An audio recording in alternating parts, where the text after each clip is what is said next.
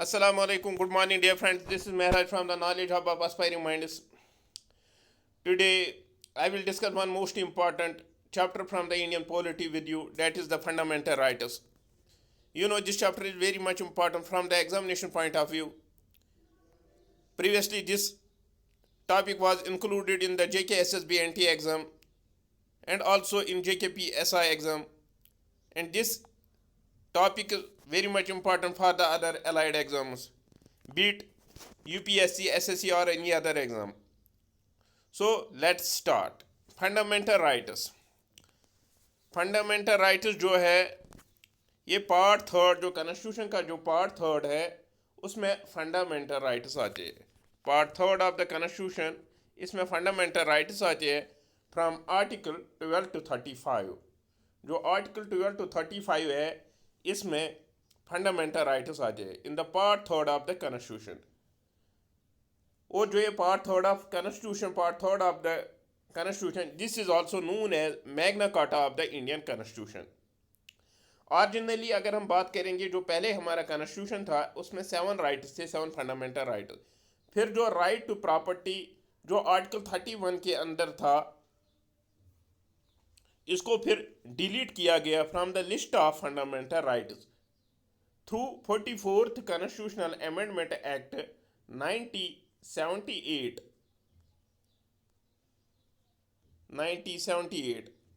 इस अमेंडमेंट से इस राइट टू प्रॉपर्टी को रिमूव किया गया और जो ये राइट टू प्रॉपर्टी है इसको अब बनाया गया है एज ए लीगल राइट.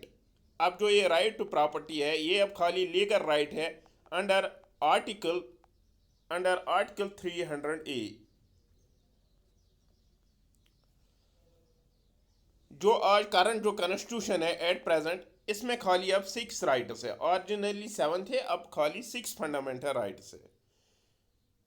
जो फंडामेंटल राइट्स है इनको हम सस्पेंड कर सकते हैं ड्यूरिंग नेशनल इमरजेंसी. जब भी नेशनल इमरजेंसी डिक्लेयर किया जाता है थ्रू प्रेसिडेंट अंडर आर्टिकल 352, तब हम फंडामेंटल राइट्स को सस्पेंड कर सकते हैं. लेकिन कुछ फंडामेंटल राइट्स है डेट इज अंडर आर्टिकल 20 और आर्टिकल 21, इनको हम सस्पेंड नहीं कर सकते हैं. बाकी जो फंडामेंटल राइट्स है उनको हम सस्पेंड कर सकते हैं जब भी प्रेसिडेंट डिक्लेयर करेगा नेशनल इमरजेंसी अंडर आर्टिकल 352. जो ये फंडामेंटल राइट्स है, कॉन्स्टिट्यूएंट असेंबली में एक कमेटी बनाई गई है फंडामेंटल राइट्स के लिए, जिसका चेयरमैन था सरदार पटेल. लेकिन उस टाइम जो चेयरमैन जो था कॉन्स्टिट्यूशन असेंबली का, डेट इज JB कृपलानी था. फिर क्या हुआ, जो सप्रू कमेटी थी उसने जो भी राइट्स सिटीजन्स को दिए जाते थे अंडर इंडियन कॉन्स्टिट्यूशन, उसने उनको डिवाइड किया 2 कैटेगरीज में. डेट इज एक वो एनफोर्सेबल, दूसरा है नॉन एनफोर्सेबल. एनफोर्सेबल मीन्स कि जब भी उनकी वायलेशन हो जाएगी तो you can approach to the court for their implementation. तो that is known as enforceable. Non enforceable means कि आप कोर्ट को नहीं जा सकते हो regarding the violation of those right, that is known as non enforceable. जो फंडामेंटल राइट्स है ये एनफोर्सेबल है. अगर फंडामेंटल राइट्स की किसी भी जगह वायलेशन हो तो आपको लगे कि फंडामेंटल राइट्स की वायलेशन है, तो आप कोर्ट को जा सकते हो regarding that fundamental regarding those violation that comes under the fundamental right. Fundamental right ये enforceable है. और जो direct principles of state policy जो पार्ट 4th में आते हैं, that are from article 36 to 51. Direct principles of state policy ये non enforceable है. जो फंडामेंटल राइट्स है ये पार्ट 2 में आते हैं फ्रॉम आर्टिकल 12 to 35.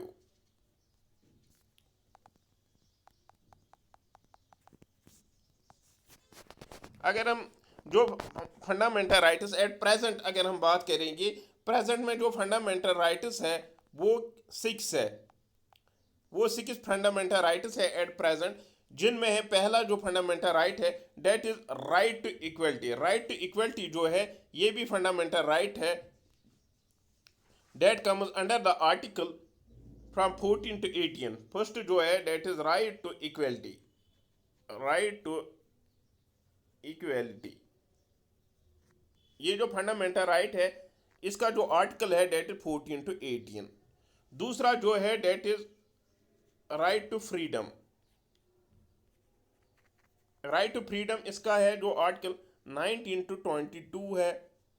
और जो है इसके बाद है right to religious freedom, right to freedom of religion, right to freedom of religion that is article जो इसका है 25 to 28। इससे पहले और एक आर्टिकल है that is right to against exploitation, right against exploitation, उसका जो आर्टिकल है डेट 22 to 24। इसके बाद जो है कल्चर एंड एजुकेशन राइट, उसका जो आर्टिकल है that is from 29 to culture and education right, इसका जो आर्टिकल है that comes under 29 to 30। One more article is 6th article that is right to constitution remedy that is article 32। This article is also known as soul of the Indian constitution. Article 32 is known as soul of the Indian constitution.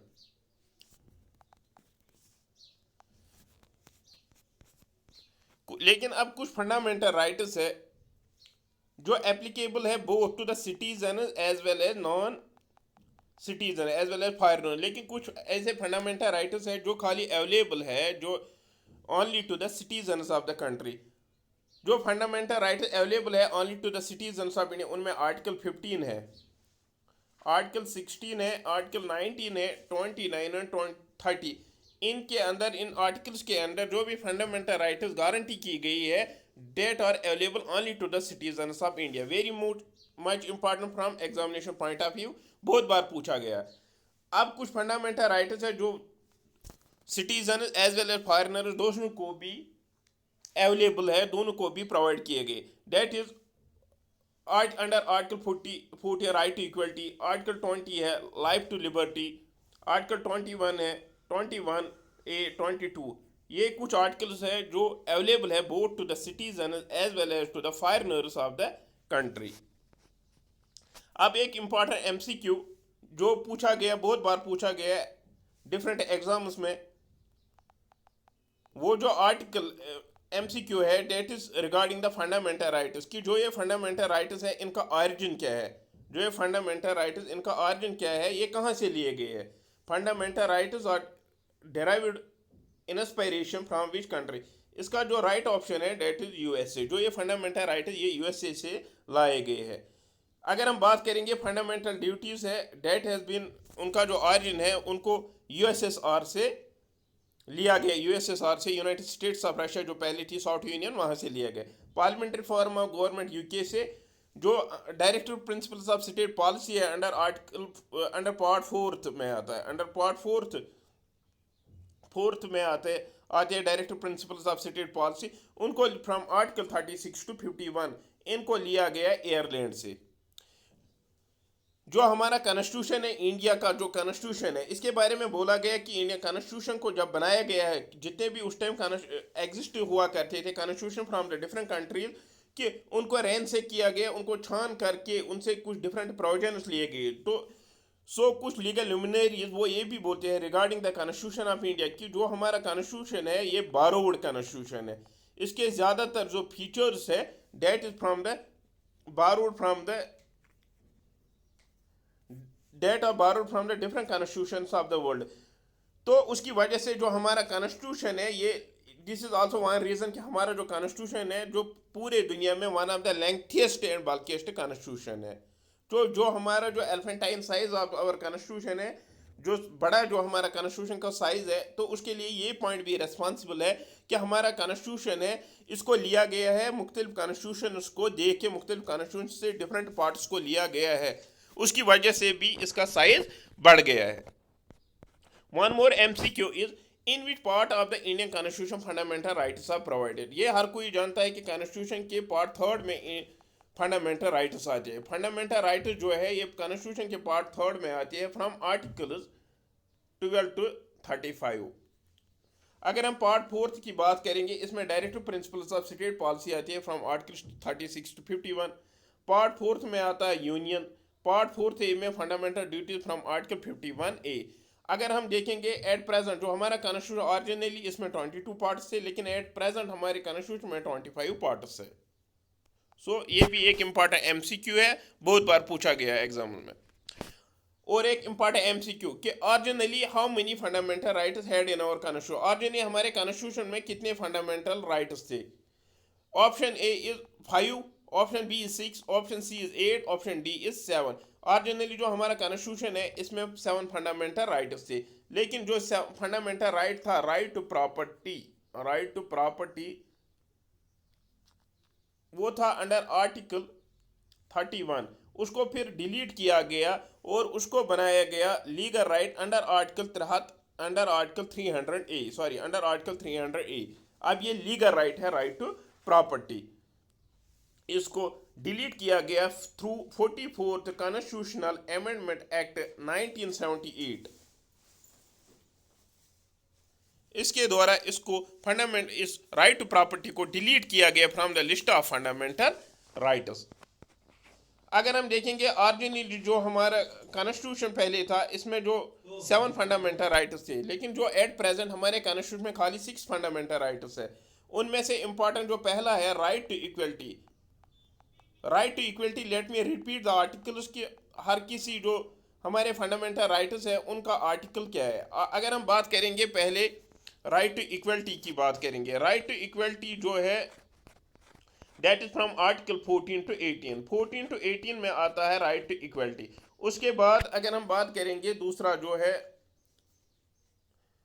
Right to freedom, that is 19 to 22। 19 to 22 से के अंदर आता है right to freedom.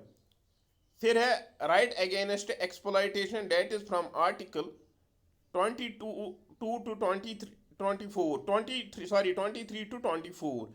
उसके बाद जो है that is right to freedom of religion. Right to freedom of religion जो है इसका जो आर्टिकल है that is 25, that is from 25 to 28, 25 to 20। अगर हम देखेंगे right to equality that is 14 to 18। अगर बात करेंगे राइट टू फ्रीडम का, इसका जो आर्टिकल है डेट इज 19 to 22। अगर हम देखेंगे राइट अगेंस्ट एक्सप्लॉयटेशन, इसका जो आर्टिकल है that 23, 24। Right to freedom of religion, इसका जो आर्टिकल है डेट 25 to 28। अगर हम देखेंगे जो हमारा जो 5th फंडामेंटल राइट है that cultural and education right, इसका जो आर्टिकल है डेट 29 to 31। लेकिन जो लास्ट है डेट इज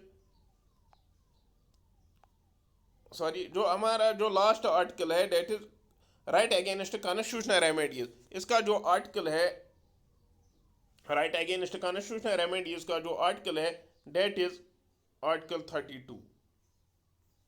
ये 6 फंडामेंटल राइट्स है, लेकिन ऑरिजिनली जो हमारे पास वो थे 7 फंडामेंटल राइट्स, फिर राइट टू प्रॉपर्टी को डिलीट किया गया। एट प्रेजेंट हमारे पास 6 फंडामेंटल राइट्स है, only 6 fundamental rights at present, that is right to equality, right to freedom, right against exploitation, right to freedom of religion, cultural and education rights, and last one is right to constitutional remedies.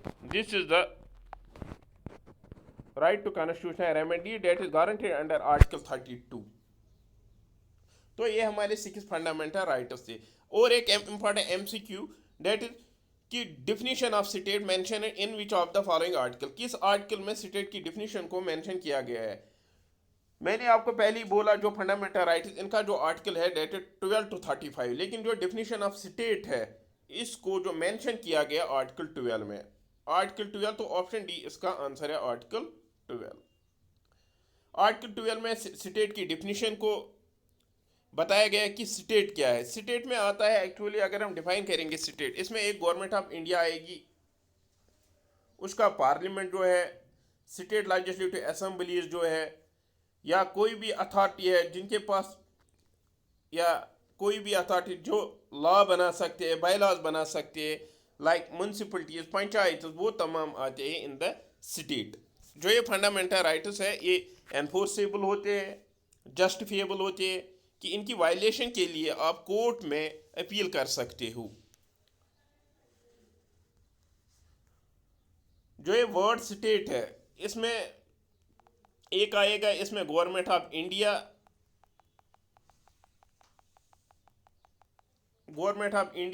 Parliament, state government, जो state के legislature या तमाम local bodies authority like panchayat, municipalities या बाकी authority में आता है कोई भी पर्सन, कोई भी बंदा जिसके पास ये ताकत हो, या कोई भी ऑर्गेनाइजेशन कि वो कानून बना सकते हैं, बायलॉज बना सकते हैं या ऑर्डर इशू कर सकते, जिसमें यूनिवर्सिटीज़ आती है, आपके ऑटोनॉमस इंस्टीट्यूशंस आते हैं, LIC आएगी, सेल आएगी, ग्राम पंचायत, म्यूनसिपलिटी, ये तमाम जो है ये स्टेट का जो सेटअप बनाते हैं। इसमें स्टेट जो आर्टिकल 12 में स्टेट को डिफाइन किया गया है, डेट इज दिस डिफाइंड, तो इसमें आता है ये तमाम चीज़ें आती है स्टेट में। अगर हम देखेंगे ये फंडामेंटल राइट्स, एक बार फिर हम इनको रिपीट करते हैं। ऑरिजिनली हमारे पास 7 फंडामेंटल राइट्स थे, लेकिन एट प्रेजेंट हमारे पास खाली 6 फंडामेंटल राइट्स है।